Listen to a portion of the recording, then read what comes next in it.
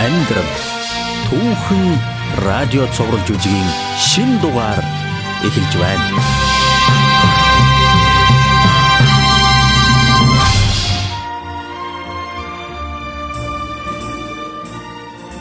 Өнөөдрийн түүхийг Матиас гэдэг залуу өгүүлэх гэж байна. Тэрээр грек эзэгтэй бөгөөд Юудэ ихтэй юм. Эзэг нь түүнд нэр хайрлсан бол эх нь Йехова бурханд итгэх итгэлийн суурийг ойлгуулж өгчээ. Есүс Христийг бурханы тухай сайн мэдээ тунхаглахад тусалсан элч нар байдаг юм. Тэгвэл Матиас гэгч энэ залуу тэдгээр элч нарын игнэнд багтаж нэгэн элчин болжээ. Харин Матиас эхэндээ уламжлалыг сахидаг шүүмжлэнгүй хүн байсан юм а. Гэвч хожим нь эзэн Есүс Христэд чин сэтгэлээсээ итгэсэн юм а. Тэгвэл энэ хооронд ямар амьдралыг туулснаа тэр өөрөө бидэнд яг одоо ярьж өгөх гэж байна.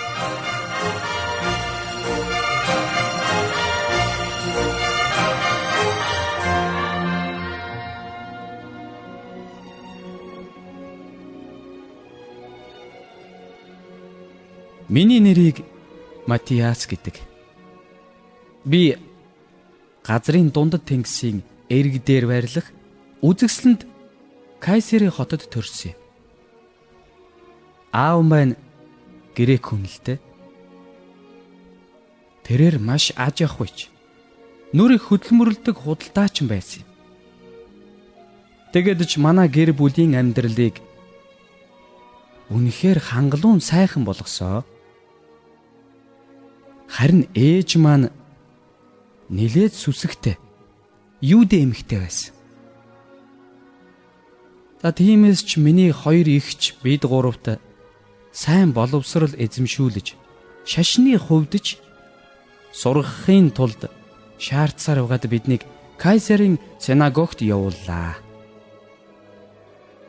Хэдийгээр манай аав өөрөө ямар ч итгэл үнэмшил, ямар ч шашныг шүтдэггүй байсан ч ээж маань биднийг өөрийнхөө итгэл дотор сурган бэлтгэх хүсэлтэйг нь аав маань огт эсэргүүцдэггүй байсан. Гэхдээ бидний заалгасан шашны зарим зан үйл, хуйлуудыг ажил садаатай юм а гэж аав маань дургуутдаг байсан. Гэсэн хэдий ч аав маань энэ бүхнийг маш ухаалгаар зохицуулж чаддаг нэгэн байлаа.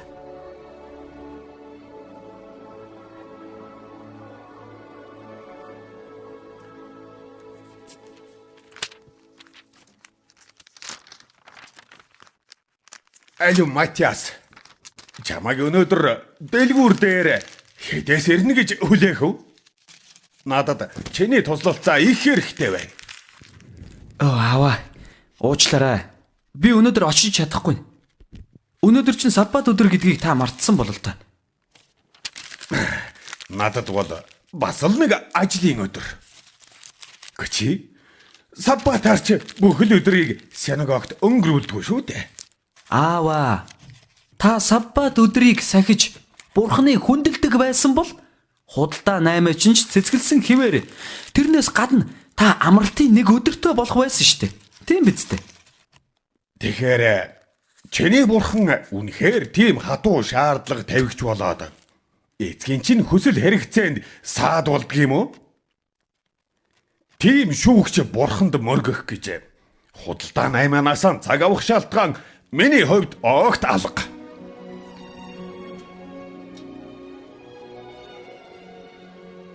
Манай шашин яагаад ийм олон дүрм журмыг хүнд тулгадгийг аавд минь тайлбарлахад ямар хэцүү болохыг хараад би тэр өдөр янз бүрийн юм бодож олон асуултыг тээж синагог руу явлаа. Би уг нь аавдаа дуулууртаа байх ёстойгоо мэдэж байсан л да. Гэхдээ эцсийн эцэст тэр биднийг бүхэл зүйлээр хангаж биднээс тийм их юмыг шаарддаггүй байсан. Гэхдээ нөгөө талаас саббат өдөр хүн ажиллаж болохгүй. Тэр өдрийг ариун бас амралт гэж сахих ёстой гэдгийг би заалгасаар өссөн хүн. Синагогт ирчгээд би хамгийн сайн найзаасан хэрвээ тэр миний оронд байсан бол энэ асуултанд яаж хандах байсныг асуухаар шийдлээ. Жастус найз маань надаас таваарах. Тийм ч учраас ихэнхдээ миний халамжлагч байсан. Жастуса хоёулаа ярилцах хэрэгтэй байна. Миний сэтгэлийг зовоогоод байгаа нэг зүйл байна. Гэхдээ арай чимээ багтаа газар хаана байдаг вүлээ? Өө за тгий Матиас. Наашир хоёлаа гадагшаа гарч цэцэрэн газар сууцгаая. За. Юу болов? Яах вэ? Манай аав бурханд итгэдэг үг чи сайн мэдэн штэ. Намайг синагог руу явахыг тэр хоригддгүй л дээ. Гэхдээ өөрт нь шаардлагатай ямар ч үед тэр дундаа бүр саббат өдөрч би тэрэнд туслахад бэлэн бас болцоотой байхыг тэр надаас шаардаад байна. Би яах вэ? Танай аавыг төлөв төвшин сайн хүн гэдэгт би итгэлтэй байна. Гэхдээ Мосегийн хуулийг заавал сахиулах гэж оролдох ер нь бол хэрэг байхгүй юм шиг байна. Харин тийм л дээ. Чи аавдаа туслахыг хичнээн хүслээгээд саббат өдөр туслаад байх зав чөлөө чамд байхгүй шүү дээ. Тэгвэл найз минь чи надад хэлээд өгөл дөө. 10 хууль дотор байдаг штэ. Эцэг ихэн хүндэл тэгвэл чиний бурхан эзний чамд өгсөн газар дээр чи урт наслах болно гэсэн нэг тушаалыг би яах ёстой юм бэ? Энд чинь зөрчилж байгаа хэрэг биш үү? Амралтын өдөр ямар ч ажил хийж болохгүй гэдэг эртний уламжлал. Хэрвээ чи аавынхаа шаардлагуудыг биелүүлээд эхэлчихвэл шашны өдөрдөгчтэй асуудалд орооцолтон штэ. Тийм биз дээ.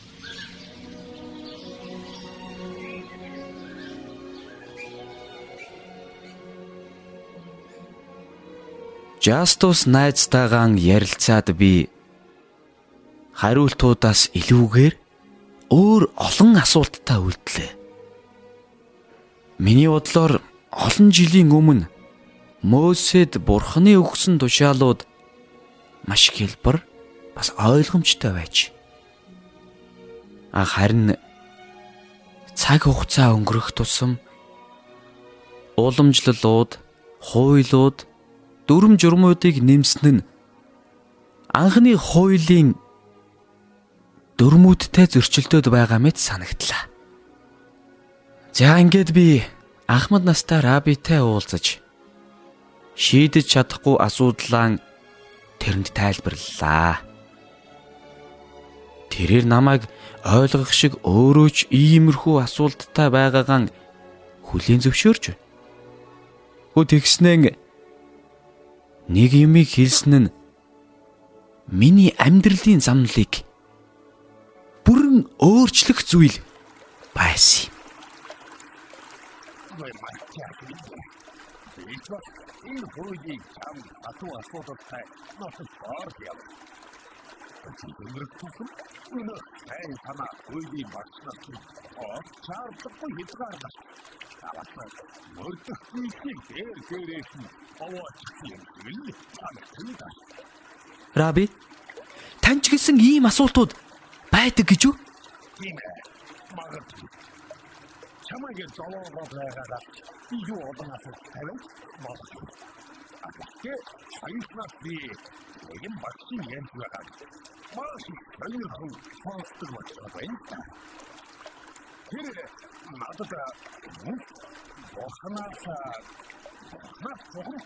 юу гэсэн байгааг ойлгохгүй. Тэгээд тэр багш чинь хаана байгаа юм бэ? Нэрийг нь хэн гэдгийг? Тэрний нэрийг юу сүлжээ. Мата хатуу юу? Тэрний Катернаум хотын ойролцоохоо холбогдтер үе олон хүмүүсийн өмнө хайрцаг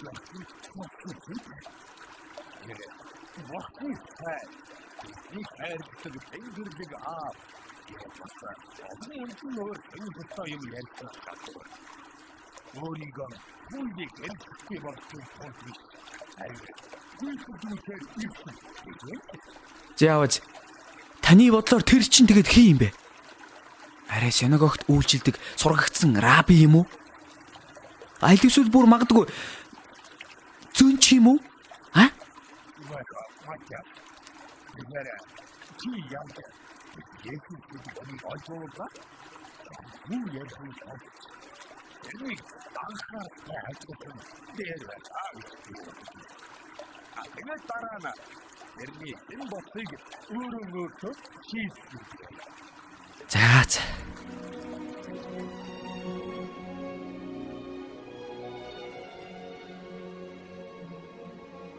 Тэр шин багшийг хайж олохоор найз Жастусан хамт яваач ээ гэж асуухад тэр ихлээд нилээд төдөлзөж байснаа харин эцэст нь тэр зөвшөөрсөн.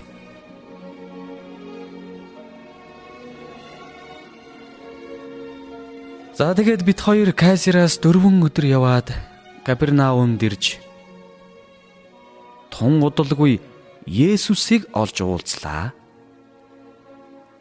Тэрнийг үгэн айлтахад хүмүүс 100-100-аар магадгүй мянгаараа чив чимээгүй суугаад сонсдог байлаа. Харамсалтай нь биднийг тэнд хүрч очиод хитгэн хором болж байхад тэр сургаалаа дуусгаад цугларсан олныг явуулчихлаа шүү. Тэгээд бид ч тарж байгаа хүмүүсийн хамтаар буцаж Есүсийн үйлдсэн гайхамшгуудыг харсан хүмүүсийн яриаг сонсож явлаа. Урд нь раби надад тэр гайхамшгуудын тухай яриаггүй. Бусд нь тэрний сургаал ямар тодорхой болохыг бас Бурхныг тэр ямар сайн мэдж сургаж байсныг дурдсан байлаа. Бас тэр өдрийн маргааш нь буюу Саббат өдөр тэр Капернаум хотын синагогт сургаал айлтнаа гэдгийг мэдэж авсан юм. Харин дараа өглөө нь маш эрт босоод бид синагогт хамгийн түрүүнд шахуу хүрэлцэн ирлээ. Тэгсэн харин төдөлгүй тэр газар пик хүнтэй болчихлоо шүү. Бөөгнөрсөн олонний дотор хар нөмөрхтэй тахилч нар тийм бас сүмийн өдөрдөгчд цөөнгүй байснаас гадна маш олон өвчтэй доголон хүмүүс ч ирцгээсэн байлаа.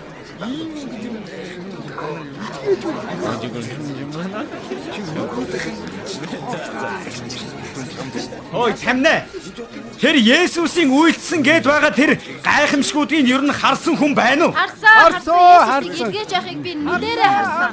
За яах вэ? Тэр хүн өнөөдөр тэр хийдэг зүйлээ үзүүлэхгүй байсан дээр байх. Тамнаа. Өнөө Есүс чинь ирчихлээ. Сабат өдрийг яаж хүндтгэхийг харцгаая л да бүгдээрээ. За хараач ноёдоо. Нөгөө Назараас ирсэн раби гэгч чинь ирж байна. Та нар тэрнээс асуух юм байвал асууцгаа. Есүс танаа шавнаар талбай дундуур алхаж байхдаа тариан түрүү шувтарч идэж байгааг хүмүүс харсан гэж өнөө өглөө би сонссон. Яагаад та хуулинд харьцлах юмыг Сабат өдөр хийхийг тэдэн зөвшөөрваа? Би та нараас нэг зүйлийг асууя. Давид найз нөхдөдөө өлсөд явж байхдаа юу хийснийг та нар уншсан уу? Мэддэг л байгаа да. Харин тий. Тэд нэр Бурхны өргөнд ороод тэнд байсан ариун талхыг нь авсан. Түүгэрч барахгүй хууль ёсоор зөвхөн тахилч нарын идэх ёстой зүйлийг тэд идээд бас найз нөхдөө хооллсон. За би илүү ойлгохгүй байна. Хүний хүү бол Сабат өдрийн эзэн нь юм. Оо! Тамнаа. Та нар энэ хүнийг юу хэлж байгааг нь сонсвоо. Та нар бүр өөрийнх нь амнаас сонслоо. Энэ хүн өнөөдөр өөрийгөө Сабат өдрийн эзэн гэж зарлаж байна. Тэр өөрийгөө бүр бурхан гэд байгаа юм биш үү? Хөө Есүс ээ. Үүний дараагаар чи ер нь юу хий гэж бодож байна да?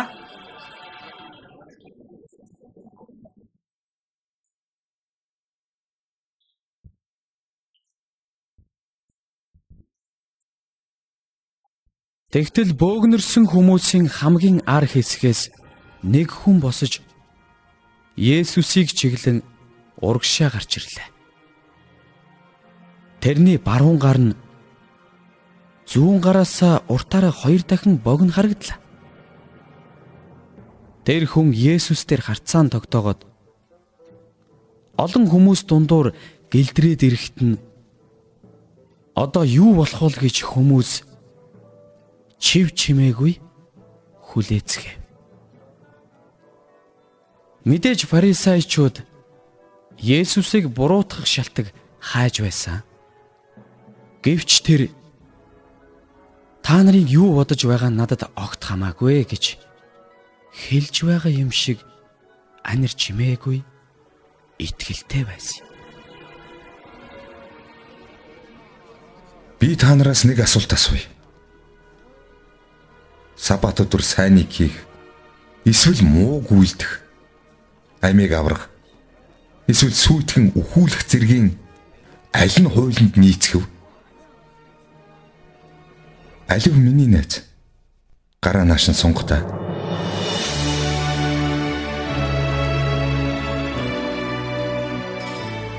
Дараагийн мөчид болсон зүйлийг би өөрийн нүдэрээ хараагүйсэн бол ер нь итгэх байсантаа эргэлзэж ил байлаа.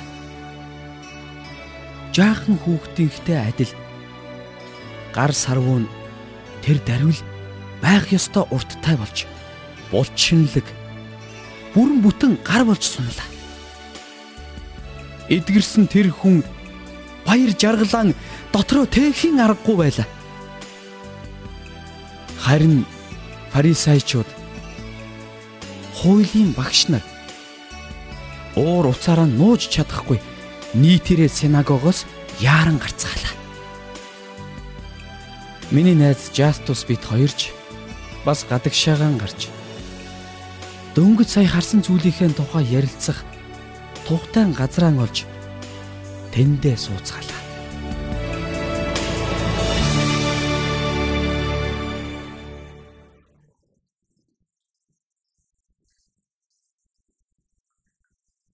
Матиас би чамд нэг юм хэлье. За, Есүс сэргэлэн байна.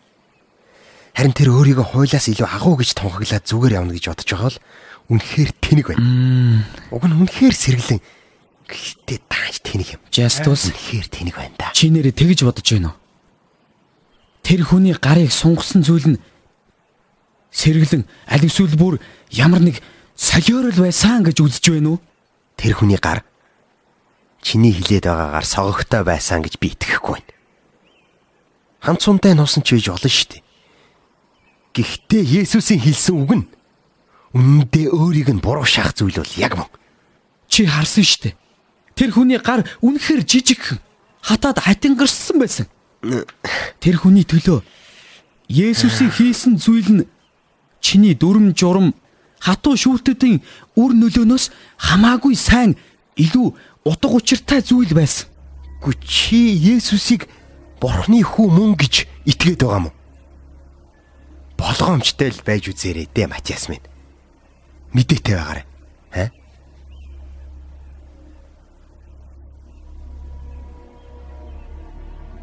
Тэр шөнө бид хоёр дахиад нэг ч үг сольсонгүй. Маргааш өглөөн нь би Жастусыг нилээд их ятгах байж арай хийж надтай хамт дахиад явж Есүсийг харахаар зөвшөөрүүлж чадсан юм. Бид хоёр Есүсийг маш амархан олсон. Зүгээр л бөөн хүмүүсийн араас дагсаар яваад тэрний байгаа газарт нь ирж гисэн байлаа. Тэрээр эрэг хавийн усанд завин дотор зогсчихсон. Тэн цугларсан ард олонд сургаал айлдаж байлаа. Анхны удаа бид тэрнийг синагогт Саббат өдөр сайн юм хийх нь хуулинд нийцэх хэсэг тухай ярьж байхад нь харсан. Тэгэхэд тэрний үгс намайг зовоож байсан асуудлуудыг шууд хөндсөн. Харин энэ удаад тэрээр дахиад миний оюун бодолд байгаа өшөө олон асуултуудад хариулт өгсөн юм.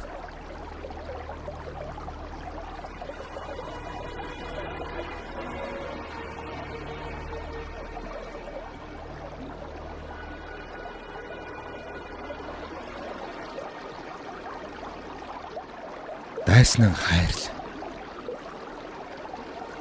Та нарыг үзэн яддаг хүмүүст сайныг үйлд. Та нарыг хараадаг хүмүүсийг ерөө. Та нартай буруугаар харьцдаг хүмүүсийн төлөө залбир. Хэрвээ та нар зөвхөн өөрсдийг чинь хайрладаг хүмүүсийг хайрлавал та нарт юуны талархал байх вүлээ? Учир нь нүгэлтнүүд хүртэл өөрсдөд нь хайртай хүмүүсийг л хайрладаг шүү дээ. Хэрвээ та нар өөрт чинь сайныг үйлддэг хүмүүст сайныг үйлдвэл та нарт юун талархал байх вэ? Шүүгдэхгүй тулд бусдыг бүү шүү. Яллагдахгүй тулд бусдыг битгий ялал. Уучлагдав. Тэгвэл та нар мөн уучлагдана. Өөрийн нүдэн дэх дүнзээ ажигладаггүй байтлаа. Юунд чи ах トゥ угийнхээ нүдэн дэх үрдсийг харна вэ? Эсвэл чи нүдэндээ байгаа дүнзийг мэдэхгүй байж ах минь би нүдэнд чинь байгаа үрдсийг аваадахъя гэж яаж хэлж чадах вэ? Хоёр нүүртэн чи эхлээд өөрийнхөө нүдэн дэх дүнзийг аваад хай. Тэгж байж л сайн харж ах トゥ угийнхээ нүдэн дэх үрдсийг авна шүү дээ.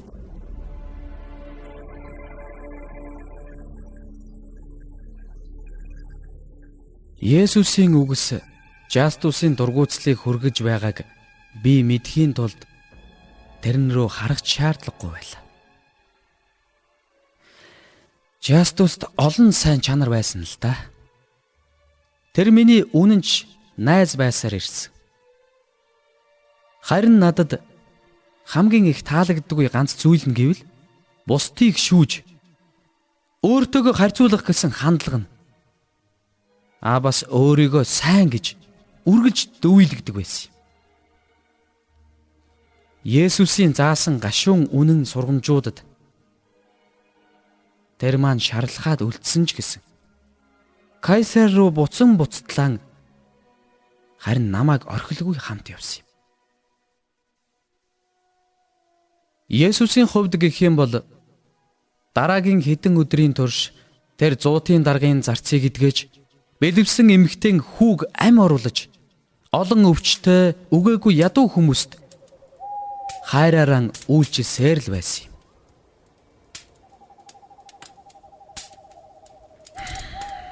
Жастуса хоёулаа чинь 7 хоног шахуу хамт явлаа. Гэтэл хатингарсан гарыг эдгээсэн тухай маргаснаас хойш чи надад бараг юу ч ярьсангүй шүү дээ. Одоо чи Есүсийн тухай ямар бодолтой байна вэ? Чиний бодлоор тэр хин юм бол? Бас өдрөөс өдөрт бид хоёрын харсаар ирсэн гайхамшигт зүйлсийг тэр ямар хүчээр хийдэг юм бол? Би чиний сонссон болгоныг ч сонслоо. Гэхдээ тэр Есүс хэн болохыг нь би бас арай л мэдэхгүй л. Харин тийм л дээ. Би Есүстэй хувьчлаад нэг уулзах юмсан. Есүсийн заасан сургаалаас болж миний дотор маш олон хариултгүй асуултууд бий болж байгаа байна. Би тэрнтэй амжилж ярилцах боломжтой гэдэгт эргэлзээд л байна.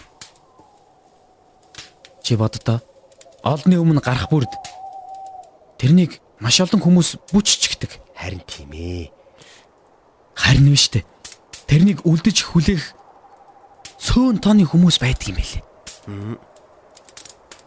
Хоёулаа тэр хүмүүсийн нэгэнтэй танилцж чадвал магадгүй Есүстэй ч ярилцах боломж нээгдэх байх шүү.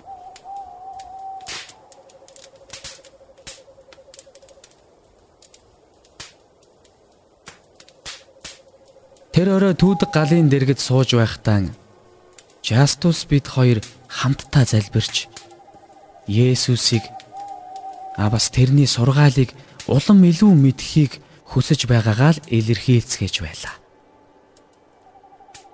Тэгтэл 2 өдрийн дараа бид хоёр дээр Есүсийн дотны нэг хүн ирээд өөрийгөө танилцууллаа.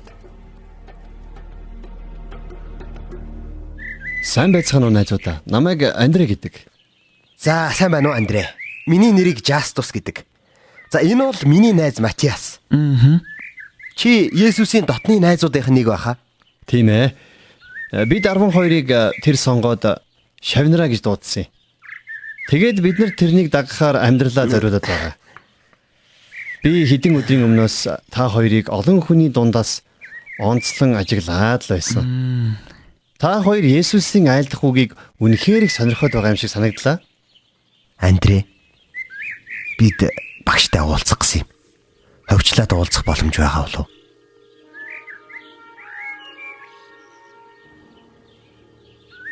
Андре явхдаа Есүсээс өөртөө нь амжилтлан уулзах гэсэн бидний хүсэлтийн талаар заавал асууж өгнө гэж бидэнд амласан. Тэгээ тэрнийг холдох зур бид хоёр нэг нэгнийгээ эргэлцсэн харцаар харцгаалаа. Мэдээж хэрэг маш завгүй хүний цагаас гуйж байгаа юм чинь тийм уулзалт боломжтой болов уу гэдэгт итгэлгүй л байлаа. Тэр өдрийн оройн нь бид хоёр Есүсийн тухай ярилцаж байсан юм. Гэтэл тэр өдрийн орой Есүсийн найз Андре бид хоёрыг дуудсан шүү.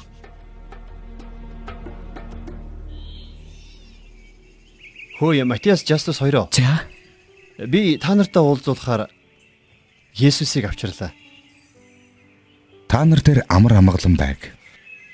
Юу, би юу бодоогүй. Би ерөөсөө бодоогүй. Үгүй, би таныг тэрний хэлэх гэж байгаа зүйл нь гэвэл эзэн таныг ямар завгүй байдгийг тэр ойлгодог л доо. Тиймээс чи бидэнтэй амжилтлан уулзахаар цаг гаргаж ирсэнд тань бид хоёр талархаж байна. тийм ээ, яг зөв. Бидний хувьд энэ нь үнэхээр агуу хүндэтгэл билээ Ноёнтон. Судрыг заадаг багш ийм эрх мэдэлтэйгээр мэрэгэн ухаантай бас хүчтэй сургаал номлож байхыг бид хизээч сонсож байгаагүй. Харин тийм л дээ. Таны үгс бидний урд сонсож байсан юутайч зүрэлшгүй юм. Таны сургаалыг сонсоод орой болгон бид хоёр заримдаа бүр муудалцахад хүртэл хүрдэг гэж. Бага байхаас маа сургууль, синагогт заагдаж ирсэн бүхэн нь таны заасантай ямар хамааралтай болохыг ойлгохгүй болохоор л тэр шүү дээ. Бидний асуултуудаас болж таныг гомдохгүй гэж найдаж байна. Гэхдээ бид тэдгээрийн хариуг үнэхээр их хайж байгаа шүү. Би гомдохгүй. Үннийг чин сэтгэлээсээ ирж хайдаг хүмүүсийг би үнэхээр хүндэлдэг болохоор л энд ирсэн юм. Таны хэлж бас хийдэг зүйлсийг хуулийн багш нар фарисеучуд хүлээн зөвшөөрдөггүй. Би шашныхаа боловсролыг тэдний л мэрэгэн ухаанд суурилж авсан. Тэгсэн одоо би таны үгийн хүчийг үгүй эсгэж чадахгүй болчихлоо. Бас таны үйлдэлсэн гайхамшгуудыг өөрөө харсан болохоор биш гэж хэлж чадахгүй байна.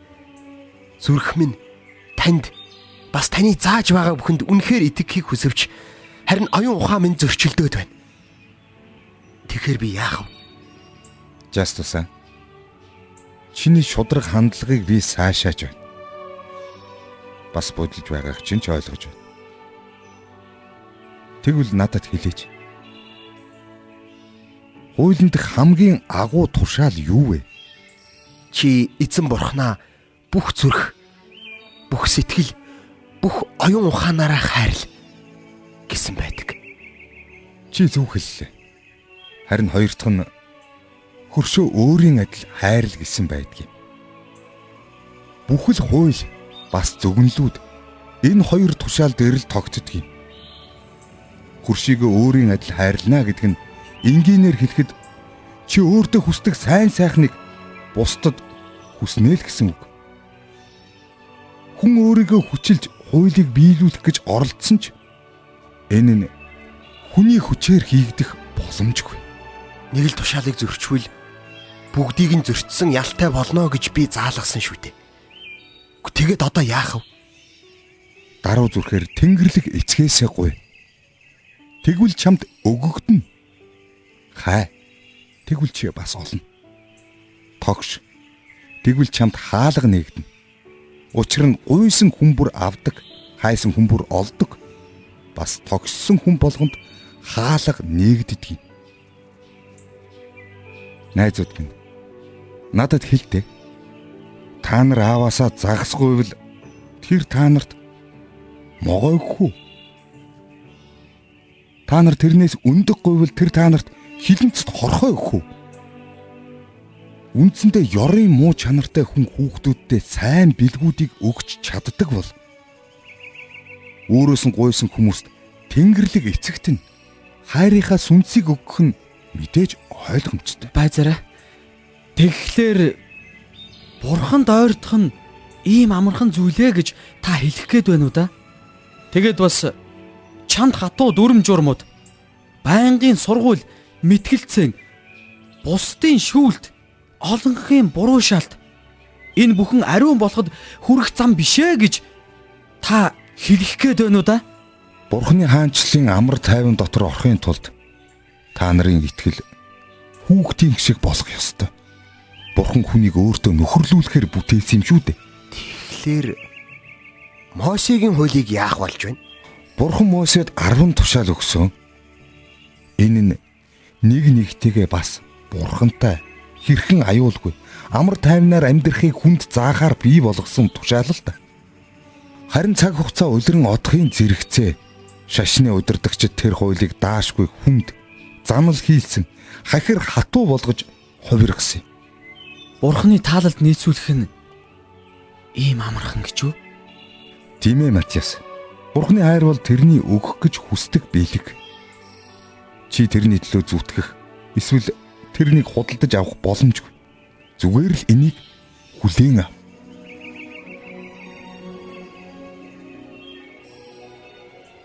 Чихэнд маань Есүсийн үг цоорой цаарлаа байлаа. Жастус бид хоёр хоёулаа огт өөр хүн болоод гэртээ харьцгаас. Гэхдээ би сайн тайлбарлаж чадахгүй ч харин миний доторхыг Есүс өөрчлөж өгснийг эцэг их маань хоёулаа анзаарсан. Ялангуяа аав минь нилээд олон юмыг надаас асуужээ. Тэгээд 2 жилийн дотор манай гэр бүлийнхэн бүгдээрээ миний найз Жастус бас тэрний гэр бүлийнхэн Назарын Есүст итгэцгээж тэр үнэхээр амлалтын Месая Бурхны хүү бас ертөнцийн аврагч гэдгийг хүлээн зөвшөөрцгөөс юм. Энүүгээр бид бүхний амьдрал мөнхөд өөрчлөгдсөн юм да.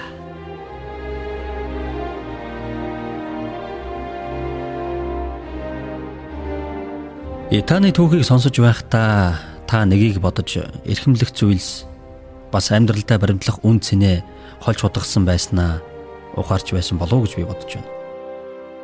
Та эд хөрөнгийг хайрлаж харин хүмүүсийг хэрглэж байгаа юм биш үү? Таны амьдралын тэргуунд хэн аль эсвэл юу тавиастай байдаг вэ? Эд хөрөнгөч нь байна уу? Аль эсвэл найз нөхөд, төрөл саданч нь байна уу? Хамгийн эхний хамгийн агуу тушаал гэж жохом юу юм бэ?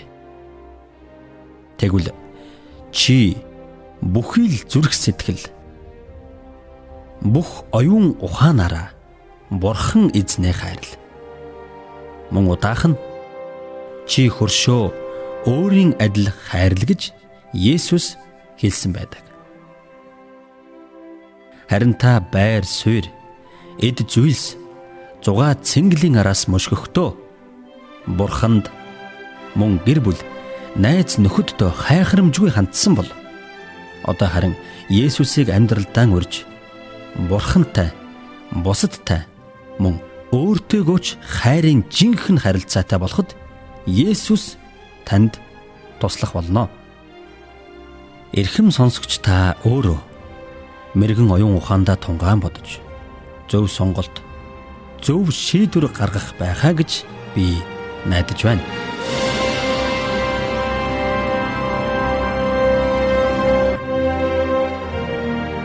Бүтээгч Бурхан эзэн дэлхийн ертөнцийг үнэхээр хайрлсан учраас хүн төрлөختөнд цорын ганц хүүгээ илгээсэн юм. Ийм учраас хүүд нь итгэгч хэн ч мөхөхгүй харин мөнх амьтай болох юм аа.